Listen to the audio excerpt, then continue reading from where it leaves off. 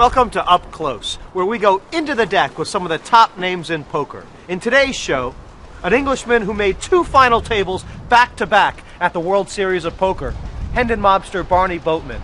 We caught up with him in Copenhagen. You got into poker relatively late. You had a full life before. What was it? Well, I've done a lot of things, Jesse. I've been a barman, a builder. I've been a computer programmer in Sri Lanka and Australia and Hong Kong. Taught English in Spain. Given legal advice in Bermondsey. I was a journalist for a while, reviewed films. Never could hold a job down for very long. Did your life before poker help your game? In the way that I play poker, I'm a people poker player. For me, it's about communication. It's about figuring people out. It's about using your personality, but kind of throwing people off the wrong way and all that. So obviously, experience with people has got to help. And I did work with computers for a long time, and I was always a games player. So all those things help, I guess. You came into the poker scene with late night poker, yeah. I think. Is that where it all began for you?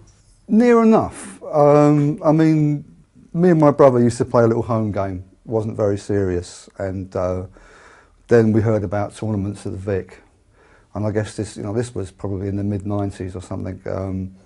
I went down to the Vic, and I was one of these people who was unlucky enough, if you like, to win my first ever tournament, £20 7-card stud tournament with a couple of hundred runners. I won £2,000 or something, more money than I'd ever seen in my life. And I went back the following week and split it again, and I thought, this is easy. And of course, obviously, I must have been unbelievably lucky on those occasions. I didn't win another one for a long time, but I carried on working and doing other things for quite a while, and then actually I went to Slovenia. That was the turning point for me. I went to Slovenia and won what at the time was a major European event. It was like £8,000 or something like that, and that was very exciting. And I'd had enough of my job. I was travelling all around the world with my job at the time. I was working for P&O, setting up computer systems. I'd been doing it for a few years. I'd had enough, and I thought I'd give that a try. And as you say, right around about that time, late night poker came along. And there were those of us, a lot of people didn't want to do it. A lot of people were saying, oh no, they're going to show the cards, what's in it for us? And I just thought, I mean, it's easy to say now, but there were some of us who saw it coming a little bit with poker. Maybe not as much as it has happened, but we fancied something was happening with poker, and we wanted to be there in case it got big. And we thought, getting on late night poker was a very good start. And for some of us were lucky with it. It worked out. What do you remember about those days, that first late night poker? Well, one of the things about the very first late night poker I did, because really I was a 7-card stud player, and the reason I was invited was because I was a ranked 7-card stud player.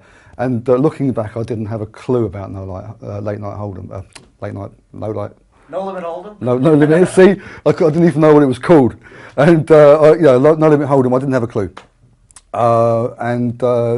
I think that I allowed myself to be pushed off an ace king by someone with an ace queen, I enjoyed the experience. But it was only when I came back the second time, when I'd given the game a bit of thought, that I started to really get into it, and that show was good to me.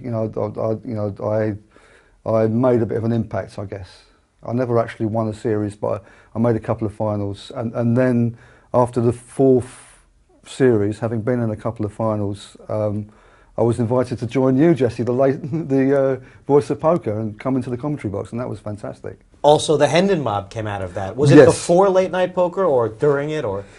Well, the thing about the Hendon mob is that we were kind of always there before we knew we were there. I mean, we all knew. A lot of us knew. There were other people like Simon Trumper who also knew that they were there in late night poker partly to get a name for themselves.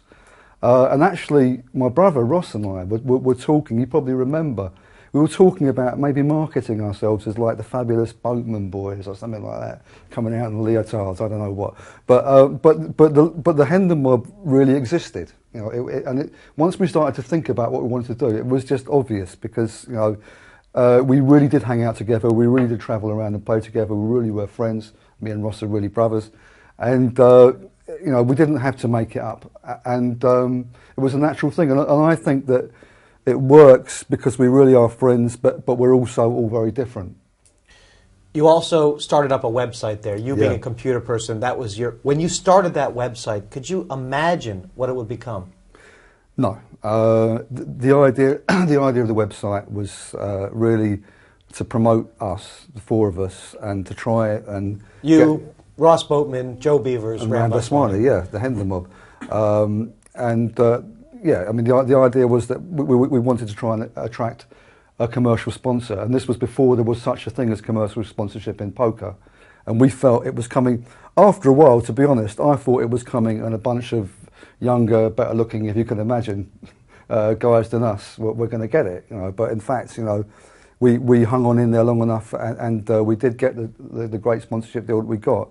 But in the meantime, in the course of doing that, we discovered that we were building something which in its own right was something that people really liked, and we started to enjoy doing. It's now, well, it's the coolest poker website on the net. That's a fact. Whether it's the biggest is speculation, but it's not bad. It's got an enormous amount going for it.